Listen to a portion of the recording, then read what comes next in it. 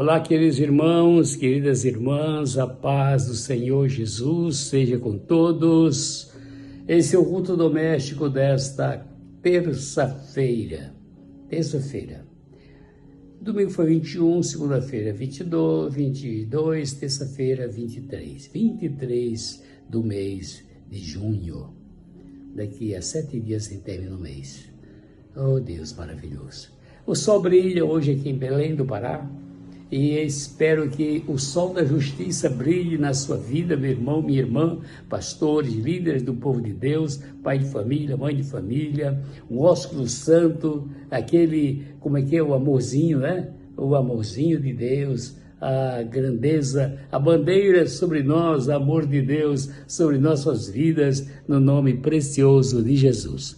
Sou seu irmão em Cristo, pastor Ronald Veloso, e assim nós estamos com a nossa Bíblia aberta no capítulo 2 do livro de Apocalipse. Começamos ontem falando sobre as 7 igrejas da Ásia, cartas ditadas pelo Senhor Jesus ao apóstolo Paulo, ao apóstolo João, o apóstolo do amor.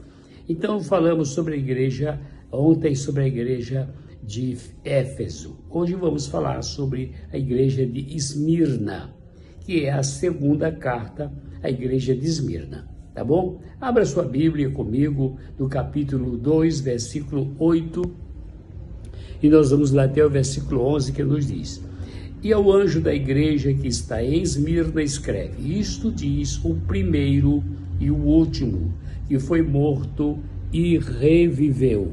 Eu sei as tuas obras e tribulação e pobreza, mas tu és rico. E a blasfêmia dos que se dizem judeus e não são, mas são a sinagoga de Satanás. Não temas das coisas que hás de padecer. Eis que o diabo lançará alguns de vós na prisão, para que sejais tentados, e tereis uma tribulação de 10 dias. Sê fiel até a morte, e dar-te-ei a coroa da vida. Quem tem ouvidos, ouça o que o Espírito diz às igrejas. O que vencer não receberá o dano da segunda morte. Aleluia. Louvado seja Deus.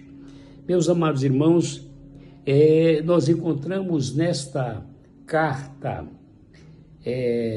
algumas coisas que são semelhantes às outras cartas, como sempre o Senhor falando ao anjo da igreja, ao pastor da igreja, aquele que Deus entregou a vara e o cajado para conduzir o rebanho, mas conduzir no amor de Deus, conduzir na direção do Espírito Santo. Muito bem, então essa carta da igreja de Esmirna, há um elogio do Senhor, um elogio dizendo: olha, eu sou para você o primeiro e o último, o que foi morto e estou vivo. Eu sei as tuas obras, eu sei as tuas obras, a tribulação e a pobreza.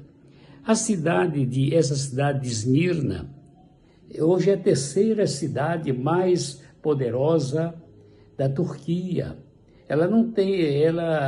Esmirna está no grego, mas na sua língua turca ela é escrita Izmir. Isto quer dizer Izmir. Então eu não sei como pronuncia em russo, em turco, mas é isso que significa. Mas significa que era uma cidade produtora de mirra, e essa era uma planta aromática muito valiosa, mas que o mais importante era que quando ela era amassada, o perfume dela exalava.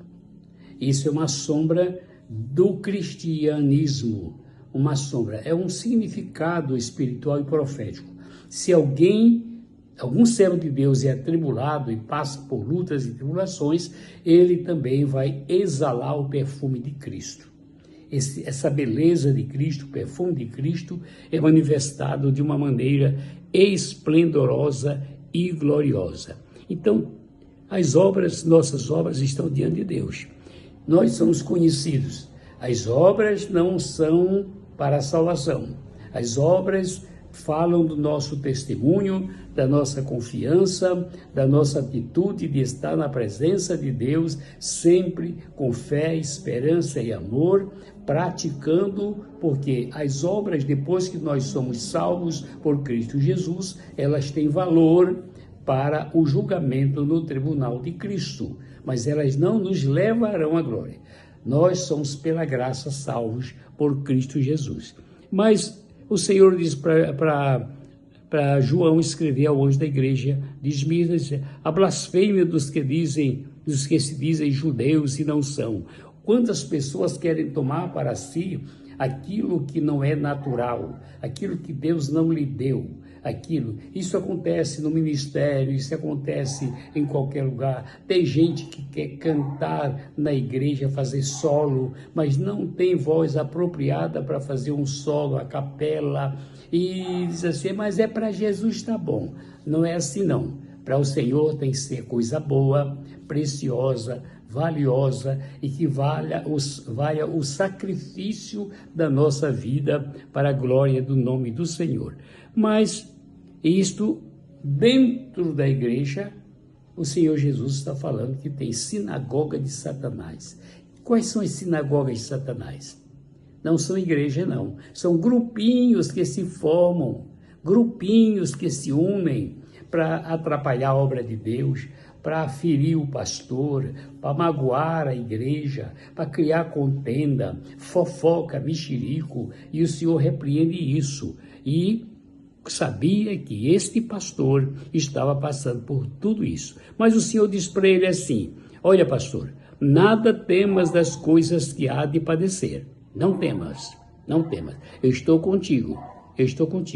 Eis que o diabo lançará algum de vós na prisão, para que seja tentado. Então veja que a coisa é tão séria que pode levar ao julgamento, a um tribunal e fazer com que a coisa se torne até escandalosa. Olha que a palavra de Deus diz que o escândalo é até necessário para que se conheça o escandaloso.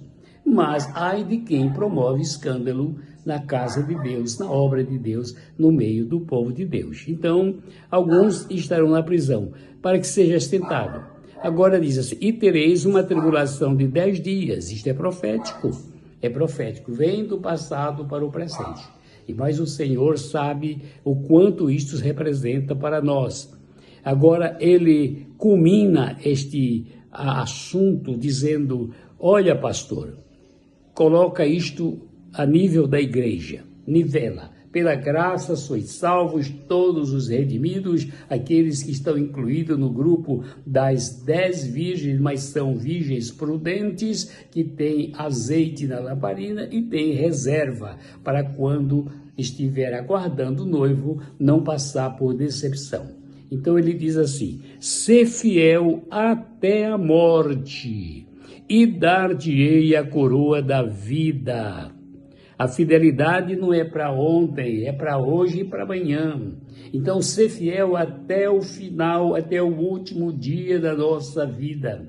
Me lembro carinhosamente da minha sogrinha, que ela já não falava, mas a gente escutava ela no estado avançadíssimo de Alzheimer, e ela entubada, mas a gente escutava os seus lábios batendo, e eu ouvia ela dizer assim, Jesus, tem misericórdia de mim.